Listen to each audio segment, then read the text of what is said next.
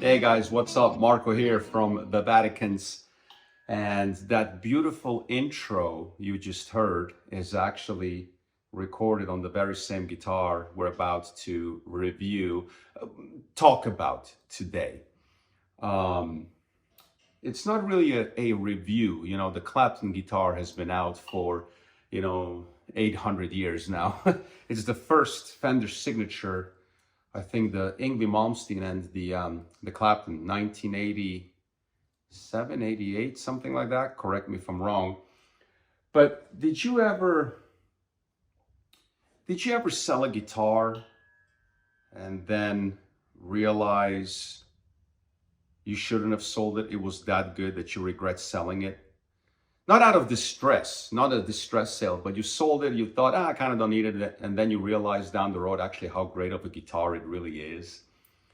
And, for the last year, I always looked at my wall and I'm like, I think I made a mistake. I think the Blackie is one of those must-have guitars.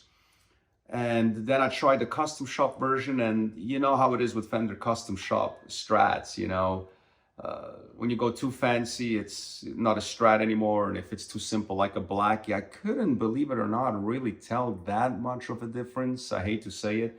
But I was like, I gotta get a Blackie back. And how ironic that I'm coming full circle to this guitar due to one of my own songs. And that's what I was mentioning a second ago with the intro you just heard. That was that whole song, and we'll come back to it, was recorded on a Blackie through a DeVille. And I listened to this the other day because one of my friends asked me if I can, he really liked the intro of that song, and I showed it to him over FaceTime. And he was like, man, that's stupid. I know, he could tell right away it's a Strat. He couldn't tell which one. And I was like, yeah, that's the Blackie, the Eric Clapton. And he literally bought one. And I was like, damn, that does kind of sound amazing. A lot of Strats sound great. Eric Johnson, 62 Strats, whatever might you have. But I was like, the Blackie is actually such a simple, primitive guitar. That's what a Fender Strat is. Firewood with car paint on it. But then the Clapton, I don't think I ever appreciated how much there is under the hood. And I wanted to revisit this guitar, even though I have sound samples on it, and I'll give them to you, actual recordings. Because if you're thinking about one of these, I got to tell you, I think this is actually a must-have guitar if you're someone who has Stratocasters in their collection. So what I did, as you can see, it says Blackie on here. I just called Sweetwater. I called Matt, and I'm like, hey, you have my credit card? Ship next day. And here it is. And it comes in this gigantic box. So even though I know what to expect, let's see what these new 23, 24 models are like, if it's still the same old good quality. And we'll just kind of, explore it together, this all too familiar old friend. So out of the box, it comes in this traditional tweed case, as Fender calls it. This was, what is this, May 26, 23. So they're still catching up from all the backlog. If you remember, a lot of these are still back ordered. COVID has delayed everything. Prices have gone up.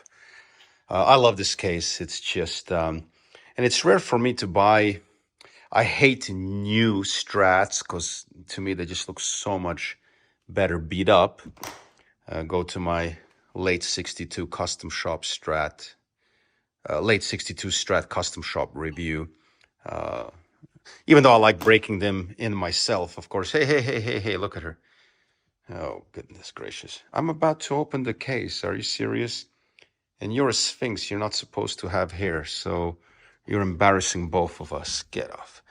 And listen, there's nothing fancy in here. This should just be a black Strat, and here we go. It's just the all-time great Eric. Oh, there's that. Of course, that smell is something lovely. And you know what? I'll push it forward a little bit and open it up here so you can actually see it in all its glory. And yeah, there you have it. I mean, beautiful. I can rotate this chair. I love the grain. I had Matt at Sweetwater source me one that has a little bit more excitement in the wood.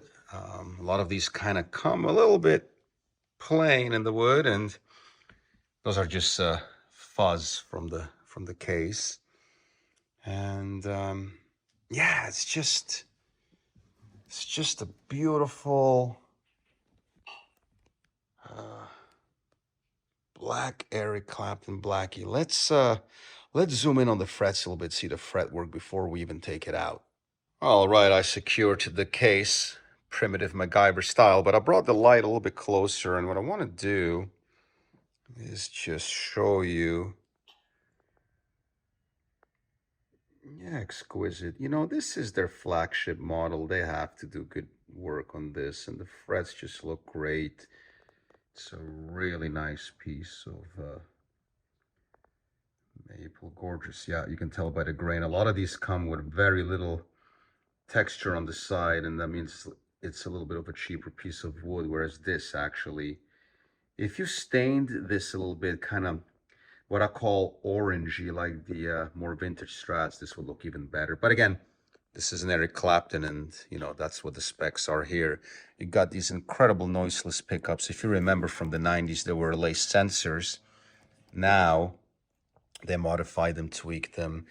And what's really cool, so here you have this little, see, it stops on 5 because the tone is actually only goes to 5. Above that, you have the mid boost, and then here you have that 12 dB boost, which is really cool. It's very much what John Petrucci copied in the Majesty. But what this does will actually overdrive the amp, and it just sounds so cool. And what's funny, my whole song that you heard in the intro is recorded on this guitar because it sounded so beautiful, and yet somehow I decided to sell it for no reason. You got your Sweetwater card. So when we open the little box here, we have, you know, the cable, the trem arm, inspection card, you know, a little Fender strap you'll probably never use. And I'm sure this probably comes with a manual on how to use that. Let's believe, if I remember correctly, and I'll take it out. God, this case smells so good. Remember, this has a battery in it. So what we're going to do is actually unscrew this. They haven't changed. You have the adjuster here, by the way, on this neck. So the way this works, remember, you don't just go and screw the Allen wrench in and out. You actually have to loosen these first. A lot of people don't know that. You'll be surprised. Oh, look at that. Oh, nice little fleck here. I love it. Looks like a ding, but it isn't. It's a little flame. But I will say that this is one of the better necks I've seen. Well, I requested it. That is not, unfortunately, this used to be standard, but now Fender is cheaping out a little bit, and I got real lucky here because this is a really beautiful piece of wood. Look at that. That is gorgeous. You have the quarter sawn right on the side where I love it. I mean, anywhere it's good. You have this beautiful rosewood in the middle, and then this nice little tiger flame going on here. Vintage style tuners, of course, you know. But look at that. That is really nice. That is truly reminiscent of the 90s, you know. So really nice piece of wood. Really, really nice piece of wood. And it's satin, you know, it's very satin. It has that V-neck Clapton, which feels interesting. It's not, you know, love or hate. It's just different. But the one thing that I still don't understand is this whole, you know, to get rid of the plastic, you got to kind of unscrew everything. But let me take the back plate off real quick and show you what I mean with the battery. Since this actually has a circuit board in there for the dB boost, there is a battery that you have to deal with. And that thing is actually always on. So even if you kind of don't use it, it will drain it over time. And if you leave it plugged in, it will drain it very fast. And another thing to point out too is that the trem is flush on this, which I absolutely love. I always have a very hard time keeping Strats in tune if you actually use the trem arm. People say the Gibson G string is tough. Let me tell you something. Strats to me have always been even worse. Use the trem arm more than just for vibrato, and this thing is out of tune. So I love that this is like the Eric Johnson. It's completely flush. No need to even put in the trem arm in it because, you know, Clapton doesn't use it. So therefore, you see you can't even get it up. Usually the Strats come about 8-9 degrees up already on the trem, so you can use it. But again, I think it's not meant to be used like an Ibanez or like a Floyd Rose, is it? And also notice the kind of sticker there is purposely, you can't really see it. And I'll show you if I maybe go on top, but the sticker is actually not blended in with the finish. It's a little bit on top. There you go, like that. Very traditional. That's all on purpose.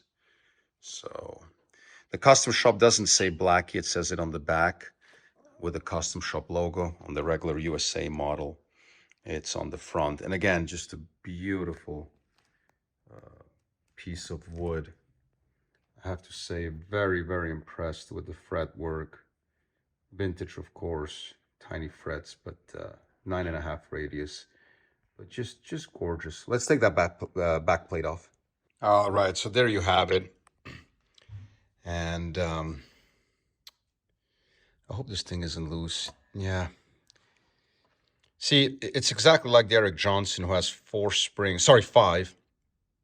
And what's so cool with the Clapton, you know, the way he likes it, this is completely blocked. And I love this. I cannot tell you how much I love this. Again, personally, you can use the vibrato, or I should say you can use the trem arm to do vibrato on the Strat, but anything more than that, it's going to be out of tune. And I don't even bother with Strats. So, but you know, what sucks is with this, due to the battery, I like to have the back plate off completely. Like, you know, the EJ doesn't even have holes, but here, because of the battery, I'm probably going to have to keep it on with at least 2 screws because you don't want the battery exposed like that. But just so you know, there's a 9-volt battery, and you're going to have it in at all times if you want to use this guitar. So, yeah, very cool. Let's take it out of the case and see how it feels. And by the way, there's your instruction manual. So that's it. Volume, TBX tone control, and the mid boost. The mid-range boost control allows you to increase the mid-range response of the guitar. By turning the knob clockwise, you gradually boost the mid-range and bass frequencies as you decrease the treble frequencies. You can actually shape the sound of the pickups. Caution, with maximum setting, the volume increases by approximately 25 dBs, which is sick. It's basically just no different than engaging a Friedman preamp, you know, to get that breakup of the amp. Yeah, that's awesome. That's really cool. I think the Majesty is 12 dBs or 20. I can't remember now. You can actually go and modify it in the back, you know. On the Ernie Ball one, on the Fender, it's just a fixed, well, you're doing it gradually with the knob. Whereas on the other guitars, like the Ernie Ball Majesty, you push a button and it just boosts it by whatever you have dialed in the back, you know. So it's funny that this traditional guitar from such a traditional player is actually so technically inclined, if you will, isn't it? Very, very interesting. Again, in the off chance that you actually never owned the Strat, you have to deal with this incredibly tedious taking the plastic off underneath and loosening the strings, and then it's underneath the screw. And for the freaking life of me, I mean, I get tradition, but it's just so freaking tedious. And I'll take my microfiber here. You can kind of wipe off the case thing. Again, just simple, beautiful piece of alder wood with car paint over it, and that is that. That's your Strat. But just an all-time simple, great guitar. No fuss, no fancy, no schmancy, just a killer guitar. And let's see, let's get that plastic off and actually hold the guitar and remind ourselves how great that neck feels, or I should say how unique. It's not for everybody. And the most annoying thing of it all is that you actually have to take the buttons off so you can get rid of the plastic, which is just so silly. And not only that, it gets even worse. Underneath, the washer is actually, or the bolt, I should say, is actually over the plastic too. Let me show you what I mean. So here you go. The buttons are off, and you can just kind of put something in and slide them off. But then now you got to loosen the bolts, you know, to get the plastic underneath completely off. And it's just so, God, this is just so fucking ridiculous that we're still doing this in 2023, man. And it's just such a waste of fucking time. There you go. When you have that done, you can actually finally freaking peel it off and go on with your life. There you go. So this is what you have to do. Another thing I love about this guitar is it just has the 8-hole ply cover. You know, some of the other ones have 11 and all kinds of different variations. This is just a simple, primitive, cheap piece of plastic covering the whole thing. Again, the guitar is so simple, so beautiful, so elegant.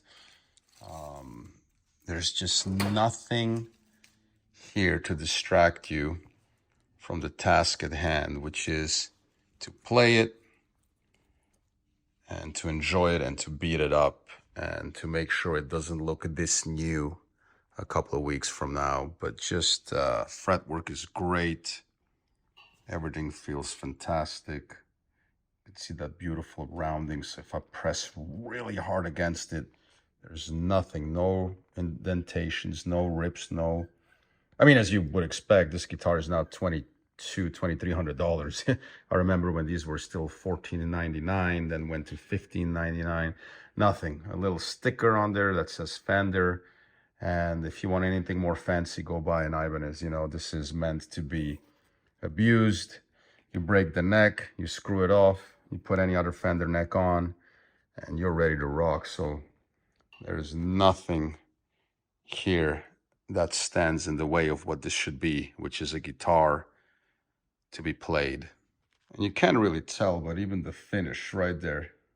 Yeah, there you are. I'm gonna try to. The finish is, I mean, dirt simple. It isn't even fully coated. You can literally go over with a microfiber and scratch it, and I love it. So I just wiped it and I already have scratches in this. And I cannot tell you how much I love this. This is so refreshing.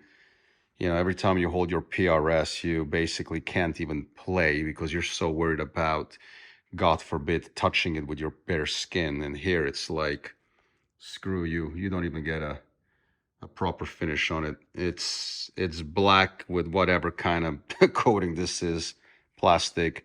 Here's your engine. Here's your neck. Go play. All right, something you rarely see in my videos. We're on this side of the studio where the DeVille is. And the DeVille has nothing, a little reverb, delay from a Boss pedal, and this incredible BEOD from Friedman. And the guitar feels incredible. New strings, I'm sorry. I just tuned it up. It should be good.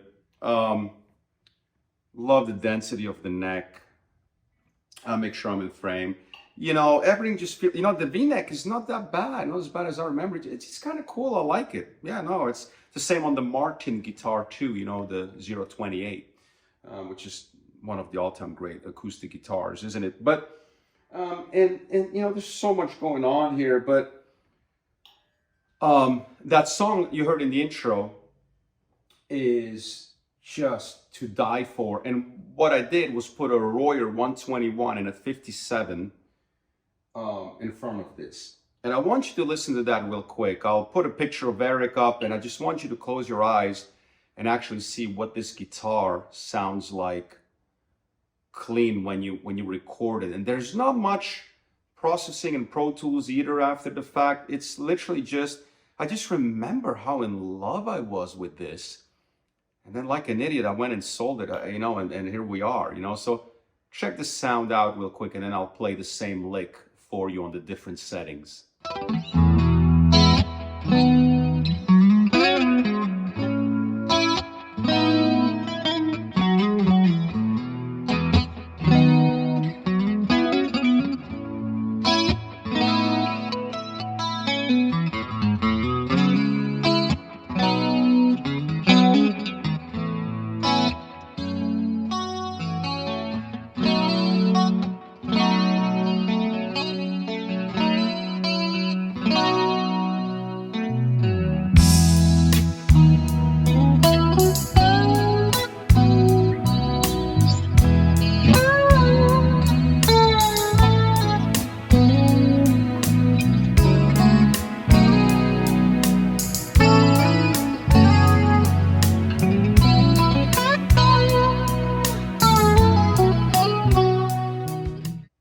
see, just drop dead gorgeous, isn't it? You know, and actually, I was just trying to remind myself how to play my own song. So, but here's everything on 5, and the boost is down, okay?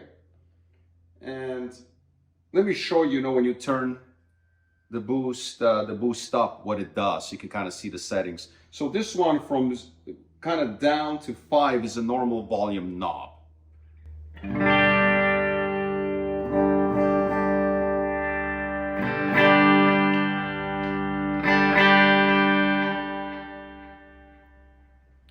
So you see, it's just a regular volume knob. Below 5 and above 5 just gives you a little bit that mid kind of Now watch the 25 dB boost will literally, yeah, it just freaking overdrives the amp.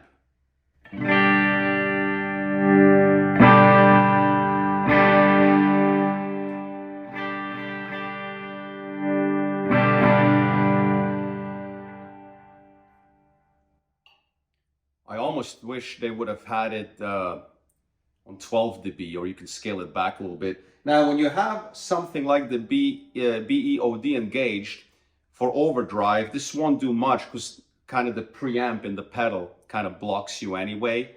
So, but and anything higher gain, you're not going to use this guitar for anyway. That's not what it's made for. But let me just show you how gorgeous it sounds. Listen to this.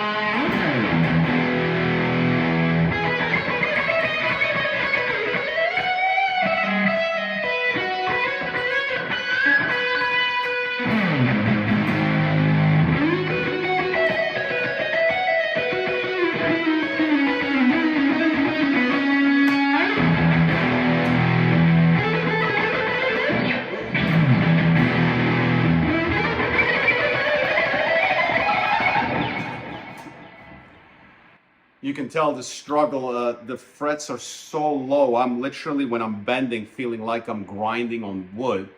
So I can barely even play a fast passage the right way.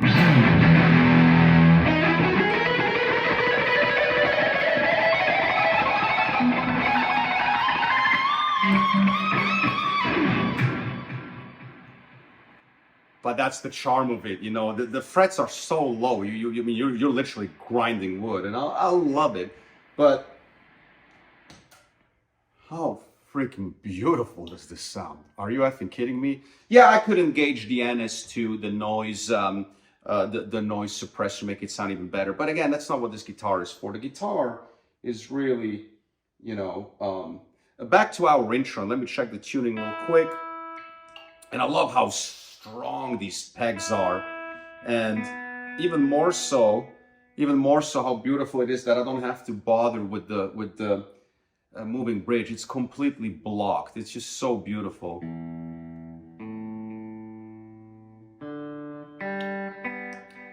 So here's the intro, and I'll show you the variations of the pickups, and then in the end I'll show you a recording of a Gary Moore solo that I did on this. Again, through the same amp, which if you want to hear the guitar on game.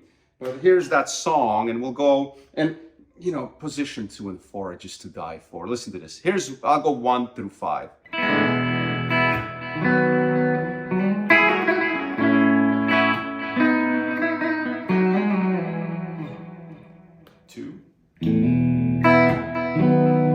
Now you recognize that probably from what you just heard the recording. This, I think I had it on 2 or 4, but listen to this.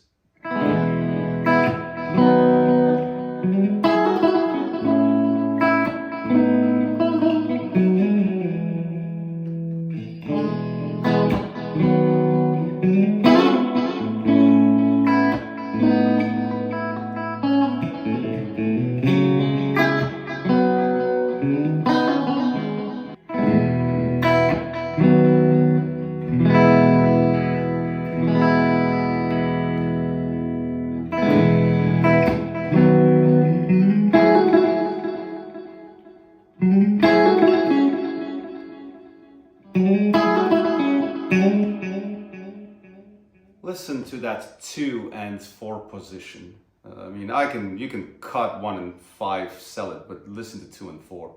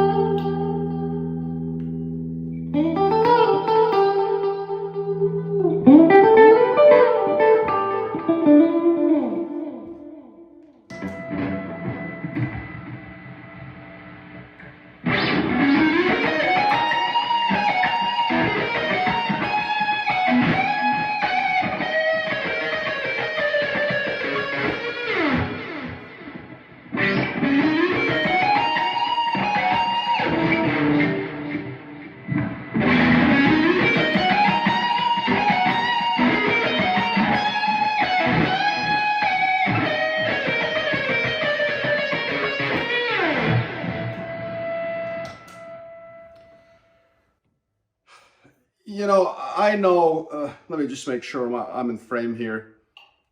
I know $6,000 guitars that don't sound like that. This is a guy, this is me, who's played 200 Strats, who actually finds himself buying the most common working musician Strat, you know. Check out this video. This is me playing Still Got the Blues, the Story of the Blues solo on this particular guitar. But 2 years ago, a different serial, same exact guitar. That's what's so great about them. They're all cookie cutter. And the same amp, same everything. And check out the sound on the actual game.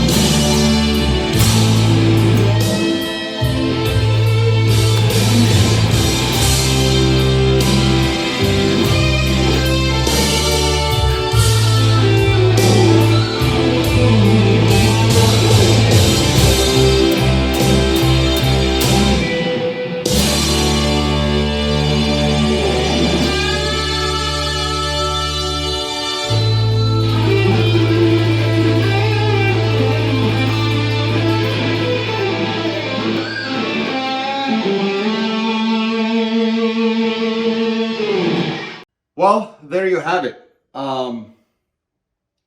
People always keep asking me, what Strat should I get? What, excuse me, what Strat should I get? What Les Paul should I get? You know, it's funny. I have a late 62, $5,000 Strat. I have an Eric Johnson 25. I have all this stuff.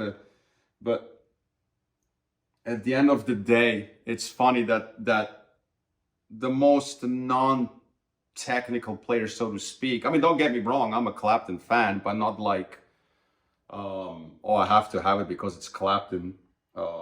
I love him, you know, it's not, but I'm not, I mean, I love Eric Clapton, but it's not like I'm, you know, oh my God, it's Eric Clapton, I gotta buy it. But at the end of the day, I think this is one of the greatest Strat ever made.